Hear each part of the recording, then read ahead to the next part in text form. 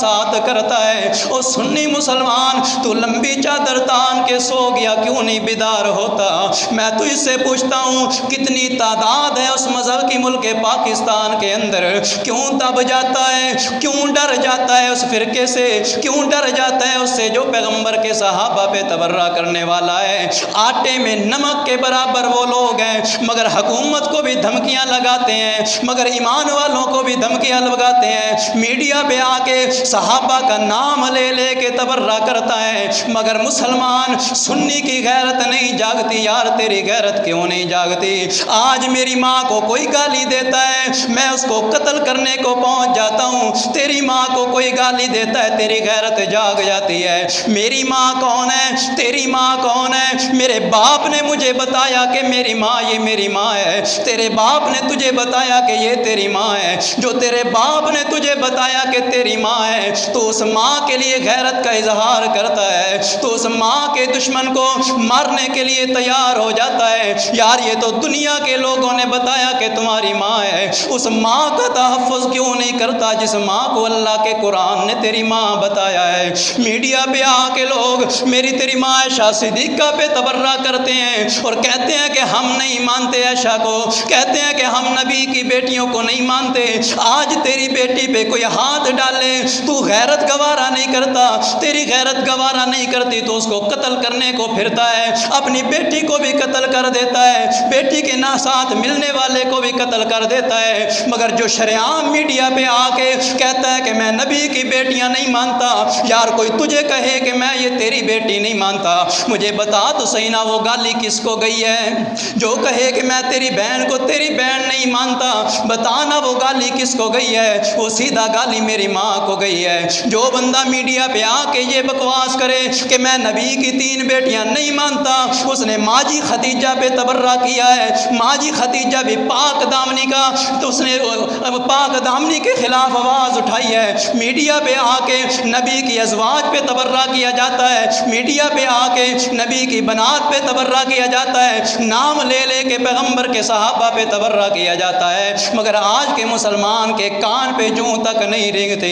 میں کہتا ہوں انہوں نے آ کے فرقہ وریت پھیلائی ہے، بل پیش کیا گیا پنجاب اسمبلی میں، لوگ کہتے ہیں کہ بل تو فرقہ بازی ہے، یہ فرقہ وریت پھیلائے گا۔ نا میرا دوست، اس بل کے اندر کسی کی توہین نہیں کی گئی، اس بل کے اندر کسی پہ تبرہ نہیں کیا گیا، بلکہ اس بل کے اندر یہ کہا گیا جب بھی میرے تیرے محبوب پیغمبر کا نام لکھا جائے گا، خاتم النبیین لکھا جائے گا۔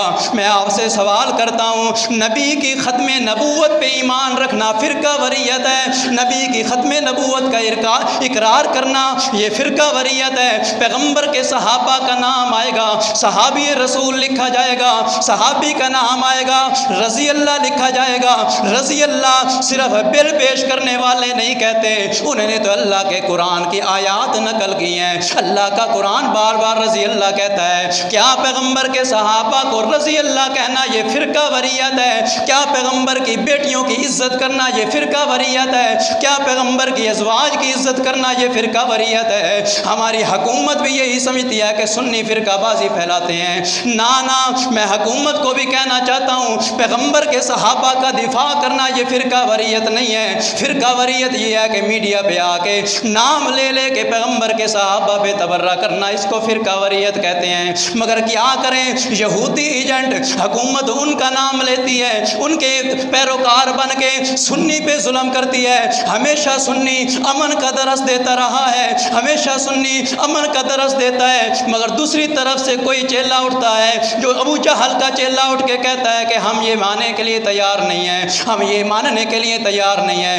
بل پیش کیا گیا پنجاب اسمبلی میں، کسی ہندو نے مخالفت نہیں کی، کسی سکھ نے مخالفت نہیں کی، کسی مجوسی نے مخالفت نہیں کی، کسی عیسائی نے مخالفت نہیں کی۔ اگر مخالفت کی ہے تو اپنے آپ کو نام نہاد مومن کہلانے والے نے کی ہے۔ میں کہتا ہوں اس کو کیوں تکلیف ہوئی ہے؟ ہندو کو اس لیے تکلیف نہیں ہوئی کیونکہ وہ اقلیت ہے۔ یار شیعہ کون سی اکثریت ہے؟ وہ بھی تو اقلیت ہے نا۔ جو بندہ کہتا ہے میں نبی کی بیٹیوں کو نہیں مانتا، ان کی بات کو تسلیم بھی کر لیا جاتا ہے، بل کو روکا بھی جاتا ہے، اس وقت گورنر کو بھی کہا جاتا ہے کہ سائن نہ کرنا۔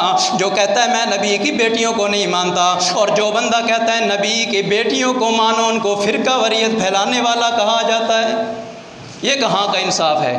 جو کہتا ہے میں نبی کے ازواج کو ماننے کے لیے تیار نہیں ہوں اور پھر کہتا ہے کہ میں مسلمان ہوں، میں شہری ہوں، پاکستانی شہری ہوں، میں مومن ہوں، اور پھر کہتا ہے میں نبی کی بیٹیوں کو نہیں مانتا، نبی کے ازواج کو نہیں مانتا، میں صحابہ کو خلفائے راشدین نہیں مانتا۔ میں کہتا ہوں کہ یہ کتنا تبرہ کرتے ہیں حضرت ابوبکر کا۔ اس ظالم نے حضرت ابوبکر پہ تبرہ کیا ہے، حضرت ابوبکر کو غاصب کہا ہے کہ حضرت ابوبکر کو ہم خلیفہ راشد نہیں مانتے۔ اس نے غاصبانہ طور پہ یہ حکومت لی ہے اور یہ خلافت لی ہے۔ اس نے حضرت ابوبکر پہ تبرہ کیا، حضرت عمر پہ تبرہ کیا، اور حضرت امیر معاویہ کا نام لے کے اس نے تبرہ کیا ہے۔ ہماری غیرت کیوں نہیں جاگتی؟ اور پھر ہمیں درس دیا جاتا ہے امن کا۔ ابھی تک ہمارے علماء نے ان کو جواب نہیں دیا، اس طرح سے جواب نہیں دیا جس طرح انہوں نے پریس کانفرنس کی ہے۔ آج بھی ثابت ہو گیا اگر کوئی امن و امان والی قوم ہے تو وہ سنی قوم ہے۔ شیعہ کبھی بھی نہیں چاہتا کہ پاکستان کے اندر امن قائم ہو۔ پیغمبر کے صحابہ پہ تبرہ کرنا اور یہودیوں کے ایجنٹ بن کے پاکستان کے اندر آ کے ہمسایہ ملک ہمارا ایران ہے، وہ پشت پناہی کر رہا ہے ان لوگوں کی، اور ایران کے دباؤ میں آ کے مسلمانوں کو یہاں دبایا جاتا ہے، اہل سنت کو دبایا جاتا ہے۔ اہل سنت اس طرح سے دبنے والے نہیں ہیں۔ میں یہ باور کرا دینا چاہتا ہوں پاکستان کے اندر 5% شیعہ ہیں۔ کتنے ہیں؟ 5% ہیں، اور باقی 95% اکثریت اہل سنت کی ہے۔ اگر اہل سنت باہر نکل آئے تو ایک یہ انگلی ہے نا، چھنگلی انگلی، اس کی مار ہے، یہ ایک چھنگلی انگلی کی مار ہے۔ یہ سمجھتے کیا ہے اپنے آپ کو؟ مگر اہل سنت امن کا درس دیتے ہیں، اور ہم حکومت سے اپیل کرتے ہیں جن ظالموں نے پیغمبر کے صحابہ کا نام لے کے میڈیا پہ آ کے اور ساری قوم کے سامنے، ساری قوم تو کیا، میڈیا پوری دنیا پہ دکھایا جاتا ہے، پوری دنیا کے سامنے پیغمبر کے صحابہ کا نام لے کے گستاخی کی ہے۔ ان گستاخ صحابہ کو، گستاخ امہات المومنین کو، اور گستاخ اہل بیت کو، اور گستاخ رسول کو سزا دی جائے جو پاکستان کا قانون کہتا ہے، قرار واقع سزا دی جائے۔ آج تک ان ظالموں کو گرفتار نہیں کیا گیا، مگر ہمارے اہل سنت علماء امن کا درس دیتے رہے ہیں کہ خود نہ ہوش کے ناخن لے گئے، خود ہوش کے ناخن لے گئے، گرفتار کریں گے۔ آج تک گرفتاری ہوئی نہیں، بلکہ ہمیں دبایا گیا، بل رکوایا گیا ہے۔ آج ہم باقاعدہ یہ تائید کرتے ہیں وہ بل بالکل ٹھیک ہے، اور ہم اہل سنت چاہے دیوبندی ہے چاہے بریلوی ہے، وہ سارے کے سارے اس بل کی مکمل حمایت کرتے ہیں اور تائید کرتے ہیں۔ وہ بل پاس ہونا چاہیے، اور فرقہ وریت جو ہے پاکستان سے ختم ہونی چاہیے۔ فرقہ وریت پھیلتی اس طرح ہے، جو ایک طرف سے اٹھ کے پیغمبر کے صحابہ کو گالی دیتا ہے، دوسری طرف سے ظالم اٹھتا ہے وہ نبی کی بیٹیوں کا انکار کرتا ہے، تیسری طرف سے کوئی اٹھتا ہے نبی کے ازواج کا انکار کرتا ہے، صحابہ پہ تبرہ کیا جاتا ہے۔ جب ایک طرف سے کس مقدس شخصیت کا انکار کیا جائے اور تبرہ کیا جائے، اشتعال دلانے کی کوشش کی جائے، تو دوسری طرف سے کیا ہوگا؟